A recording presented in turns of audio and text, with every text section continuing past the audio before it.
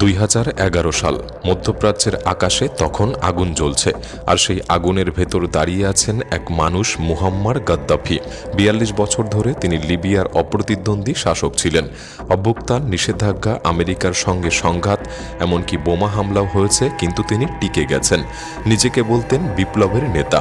তার কথাই ছিল আইন, তার সিদ্ধান্তই ছিল ভবিষ্যৎ। কিন্তু ইতিহাস তো চুপচাপ প্রতিশোধ নেয়। 2011 সালে আরব বসন্তের ঝড় লিবিয়ায় আঘাত হানে। রাস্তায় নামে হাজার হাজার মানুষ। বিক্ষোভ পরিণত হয় রক্তক্ষয়ী গৃহযুদ্ধে। শহরগুলি যুদ্ধক্ষেত্রে বদলে যায়। গোলাগুলি, বিস্ফোরণ, ধোঁয়া আর চিৎকার, চারিদিকে শুধু ধ্বংস। যে মানুষটি বিলাসবহুল প্রাসাদে বসে দেশ শাসন করতেন, তিনি হঠাৎই হয়ে গেলেন পলাতক। বিশ্বশক্তির হস্তক্ষেপ, আকাশ থেকে বোমা, তার সাম্রাজ্য ভেঙে পড়তে শুরু করলো ইটের পর ইট। আর তারপর এলো সেই দিন, ক্ষমতার রাজা থেকে রাস্তার লাশ। একজন শাসকের শেষ কয়েক ঘন্টা এতটা নির্মম, এতটা অস্বস্তিকর হতে পারে তা কেউ ভাবতেও পারেনি। শেষ মুহূর্তে তিনি কিভাবে ধরা পড়েছিলেন, আর আসলে কিভাবে তার মৃত্যু হয়, যে ঘটনা সত্যিই লোমহর্ষক। তাই ভিডিওটি সম্পূর্ণ দেখার অনুরোধ রইল। আর নতুন বন্ধুরা অবশ্যই পাশে থাকা সাবস্ক্রাইব লেখাটি প্রেস করে বেল আইকনের অল অপশন সিলেক্ট করুন। মুহাম্মার গাদ্দাফির জন্ম হয় 1942 সালে লিবিয়ার সিরতে এলাকায় দরিদ্র বেদুইন পরিবারে। 1969 সালে মাত্র 27 বছর বয়সে তিনি রাজা ইদ্রিসকে সরিয়ে রক্তপাতহীন অভ্যুত্থানের মাধ্যমে ক্ষমতা দখল করেন। রাজতন্ত্র বিলুপ্ত করে তেল শিল্পকে জাতীয়করণ করেন এবং জামাহিরিয়া নামে এক ব্যবস্থা চালু করেন, যেখানে বাস্তবে সব ক্ষমতা ছিল তার হাতেই। 1988 সালে লকারবি বিমান হামলার ঘটনার পর লিবিয়া আন্তর্জাতিক নিষেধাজ্ঞার মুখে পড়ে। 2000-এর দশকে তিনি পশ্চিমাদের সঙ্গে সম্পর্ক ঠিক করার চেষ্টা করলেও দেশের ভেতর দমনপীড়ন, দুর্নীতি ও বৈষম্য বাড়তেই থাকে। তেলের সম্পদ শাসক গোষ্ঠীর হাতেই সীমাবদ্ধ ছিল, তাই সাধারণ মানুষ ছিল ক্ষুব্ধ। এরপর 2011 সালের ফেব্রুয়ারিতে আরব বসন্তের ঢেউ লিবিয়ায় ছড়িয়ে পড়ে। 15 ফেব্রুয়ারি বেনগাজিতে এক আইনজীবীর গ্রেপ্তারের প্রতিবাদে বিক্ষোভ শুরু হয়। 17 ফেব্রুয়ারি হাজার হাজার মানুষ রাস্তায় নেমে আসে। নিরাপত্তা বাহিনী গুলি চালালে কয়েক দিনের মধ্যেই 2 শতাধিক মানুষ নিহত হয়। দমনপীড়ন বাড়লেও বিদ্রোহ আরও ছড়িয়ে পড়ে। সেনাবাহিনীর কিছু অংশ বিদ্রোহীদের পক্ষে যায়, আর পূর্ব লিবিয়ার বড় অংশ গাদ্দাফির নিয়ন্ত্রণের বাইরে চলে যায়।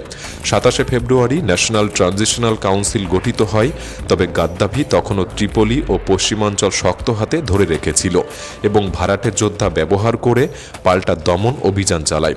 2011 সালের মার্চের শুরুতে পরিস্থিতি চরমে পৌঁছে যায়। গাদ্দাফির বাহিনী ট্যাঙ্ক, ভারী অস্ত্র ও যুদ্ধ বিমান ব্যবহার করে বিদ্রোহীদের দখলে থাকা শহরগুলিকে পুনর্দখলের চেষ্টা করে। বেনগাজি ও আজদাবিয়ার বেসামরিক এলাকায় বোমাবর্ষণ শুরু হয়।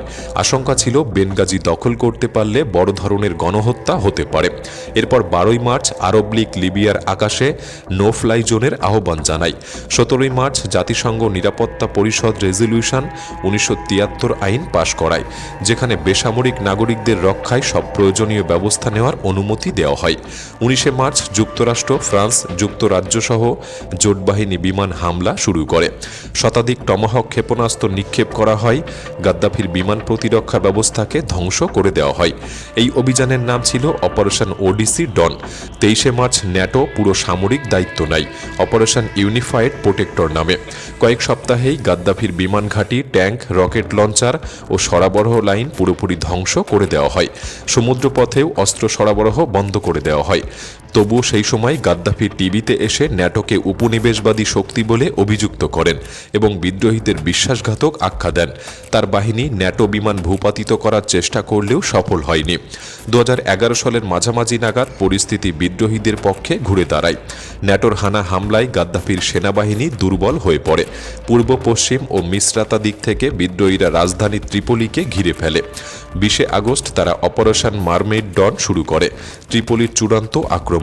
শহরের ভেতরে আগে থেকেই লুকিয়ে থাকা যোদ্ধারা বাইরে থেকে আসা বাহিনীর সঙ্গে একযোগে হামলা চালায়। কয়েকদিনের তীব্র লড়াইয়ের পর 23 আগস্ট বিদ্রোহীরা বাব আল আজিজিয়া কম্পাউন্ড দখল করে নেয়, যা ছিল গাদ্দাফির ক্ষমতার কেন্দ্র। কিন্তু গাদ্দাফি সেখানে ছিলেন না। তিনি আগেই পালিয়ে যান এবং গোপন আস্তানায় ঘুরে বেড়াতে শুরু করেন। তার পরিবারও দেশ ছাড়তে শুরু করে। স্ত্রী ও কয়েক সন্তান আলজেরিয়ায় আশ্রয় নেয়। আরেক ছেলে নাইজারে পালিয়ে যায় এবং তখন থেকে নিশ্চিত হয়ে যায় ৪২ বছরের শাসনের এবার পতন ঘটতে চলেছে। তবে ত্রিপোলি পতনের পরও গাদ্দাফি লিবিয়া ছাড়েননি। তিনি মনে করতেন দেশ ছেড়ে পালানো মানেই পরাজয় স্বীকার করা। তাই নিজের জন্মশহর সিরতেতে আশ্রয় নেন, যে শহরকে তিনি ক্ষমতায় থাকাকালে গড়ে তুলেছিলেন। সেপ্টেম্বরের শুরুতে তিনি অল্প সংখ্যক অনুগত দেহরক্ষী ও কাঁধাদপা গোত্রের যোদ্ধাদের নিয়ে সেখানে পৌঁছান। তার ছেলে মুতাসিম ও সাইফ আল ইসলামও আশেপাশেই লুকিয়েছিলেন। সিরতে হয়ে ওঠে তার শেষ ঘাঁটি।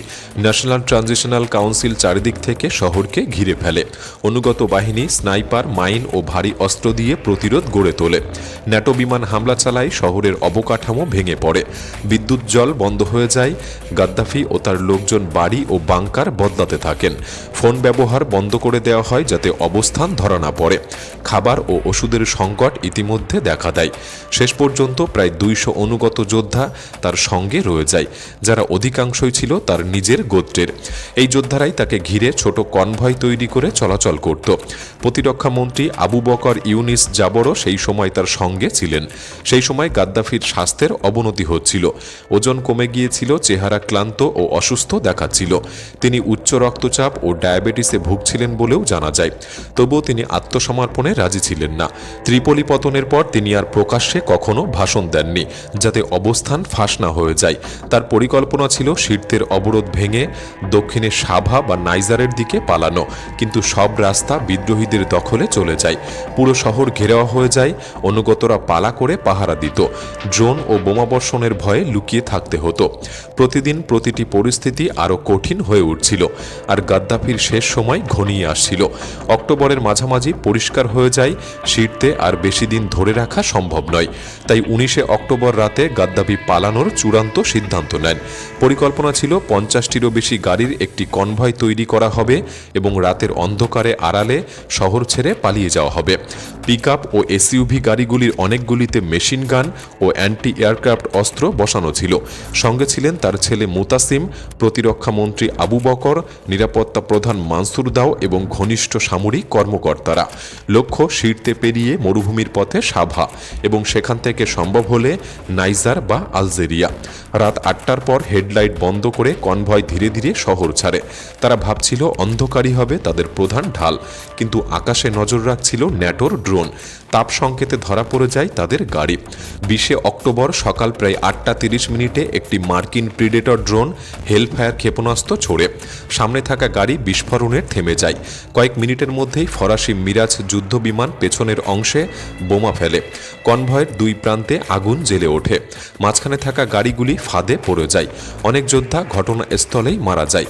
বেঁচে যাওয়া কয়েকজন এবং গাদ্দাফি সহ দৌড়ে আশেপাশের খোলা জায়গা আর একটি বড় কংক্রিট ড্রেন পাইপে আশ্রয় নেয়। ধুলো, রক্ত আর ধোঁয়ার ভেতর তারা নিঃশব্দে লুকিয়ে থাকে। কিন্তু বিদ্রোহীরা দ্রুত এলাকায় পৌঁছে যায়। রক্তের দাগ আর পায়ের ছাপ দেখে তারা পাইপের মুখ খুঁজে বের করে। প্রথমে একটি গ্রেনেড ছোড়া হয়। তারপর কাছে গিয়ে দেখা যায় ভেতরে কুঁকড়ে বসে আছেন গাদ্দাফি। বাদামি প্যান্ট, রক্তমাখা শার্ট, বুলেট প্রুফ ভেস্ট, মুখে ধুলো আর রক্ত। বিস্ফোরণের আঘাতে তার হাত, পিঠ ও পায়ে চোট লেগেছে। তাকে টেনে বাইরে আনা হয়। তিনি প্রায় হাঁটতেই পারছিলেন না। মুতাসিম ও অন্যদেরকেও আটক করা হয়। গাদ্দাফিকে একটি পিকআপ ট্রাকের পেছনে তোলা হয়। খবর দ্রুত ছড়িয়ে পড়ে। চারদিক থেকে সশস্ত্র যোদ্ধারা ভিড় করে। ট্রাক চলতে শুরু করলে বিশৃঙ্খলা তৈরি হয়। কেউ লাঠি দিয়ে আঘাত করছে, কেউ বন্দুকের বাট দিয়ে মারছে এবং কেউ চুল টানছে। বহু ভিডিওতে দেখা যায় তিনি রক্তাক্ত অবস্থায় কাত হয়ে পড়ে আছেন। তবে কখন বা কারা ওই ভিড়ের মধ্যে থেকেই তাকে গুলি করেছিল তা আজও জানা যায়নি। চিকিৎসা প্রতিবেদনে মাথা ও পেটে গুলির চিহ্নের কথাও বলা হয়েছে। গাদ্দাফির কোনো বিচার হয়নি, কোনো আনুষ্ঠানিক রায়ও হয়নি, কিন্তু দুপুরের মধ্যে নিশ্চিত হয়ে যায় মুহাম্মর গাদ্দাফি আর বেঁচে নেই। তখন তার বয়স ছিল ৬৯। তার মরদেহ মিসরাতায় নেওয়া হয়। 3 দিন একটি শীতল কক্ষে রাখা হয়। শত শত মানুষ এসে দেখে যায়। কারো কাছে এটি ছিল প্রতিশোধ, কারো কাছে এটি ছিল একটি অধ্যায়ের সমাপ্তি। মুতাসিম ও আবু বকর ইউনুস জাবরও অল্প সময়ের মধ্যেই মারা যায় এবং 23শে অক্টোবর এই গৃহযুদ্ধের আনুষ্ঠানিক সমাপ্তি ঘটে। 25শে অক্টোবর রাতে গাদ্দাফিকে পশ্চিম লিবিয়ার অজানা মরুভূমিতে গোপনে দাফন করা হয়। আজও তার কবরের সঠিক স্থান প্রকাশ করা হয়নি। এক স্বৈরশাসকের শেষটা ছিল রক্তাক্ত এবং বিশৃঙ্খল, ঠিক যেমন ছিল তার দীর্ঘ শাসনের বছরগুলি। কিন্তু প্রশ্ন থেকে যায়, যদি তাকে জীবিত বিচার করা হতো, ইতিহাস কি অন্যভাবে লেখা হতো? আপনার কি মতামত? তার মৃত্যু কি ন্যায় বিচার নাকি একটি অপূর্ণ বিচার? কমেন্ট বক্সে আপনার মতামত লিখে জানাতে পারেন। ভিডিওটি ভালো লাগলে একটি লাইক করতে পারেন, চ্যানেলটি সাবস্ক্রাইব করে রাখতে পারেন। তাহলে দেখা হচ্ছে পরবর্তী নতুন একটি এপিসোডে। ধন্যবাদ।